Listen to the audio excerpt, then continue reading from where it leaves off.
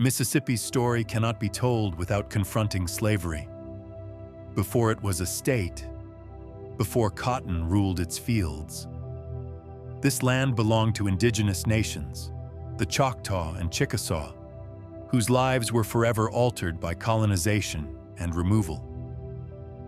What followed was not just settlement, but a system built on human bondage.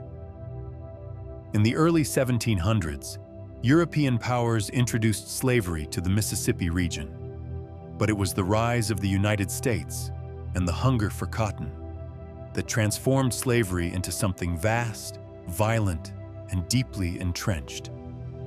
When the cotton gin was invented in 1793, everything changed.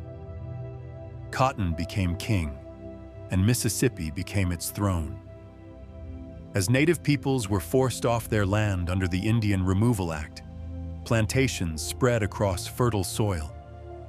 With them came chains. By the thousands, enslaved Africans and African Americans were marched, shipped, and sold into Mississippi through the domestic slave trade. They were not considered people under the law. They were property. Men, women, and children labored from sunrise to sundown under the threat of violence. Families were torn apart at auction blocks. Education was forbidden. Freedom was denied. Yet even under constant control, enslaved people resisted through song, faith, memory, sabotage, escape, and survival. By 1860, Mississippi had one of the highest enslaved populations in the nation. In many counties, enslaved people outnumbered the free. Wealth and political power rested in the hands of plantation owners, while an entire economy depended on stolen labor. When the nation began to fracture, Mississippi made its position clear.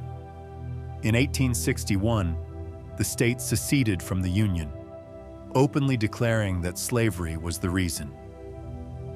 As the Civil War swept across the South, enslaved people seized every chance for freedom.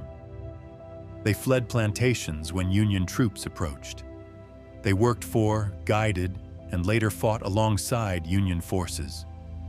The Emancipation Proclamation struck at the legal foundation of slavery. But freedom would only come with the war's end in 1865. Slavery was abolished, but liberation was incomplete. During Reconstruction, formerly enslaved Mississippians built schools, churches, and families.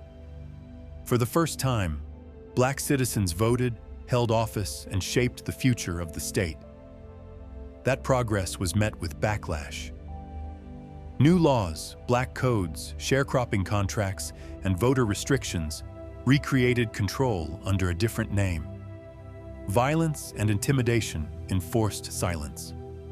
Though slavery was gone, its shadow remained. The legacy of slavery in Mississippi did not disappear with emancipation. It lived on in inequality, in land ownership, in labor systems, and in the stories passed down through generations. Yet so did resilience. The people who endured slavery left behind more than suffering. They left culture, faith, strength, and a demand, spoken and unspoken, that history be told honestly. To remember slavery in Mississippi is not to dwell in the past. It is to understand the present and to recognize the lives that built a state without ever being allowed to claim it.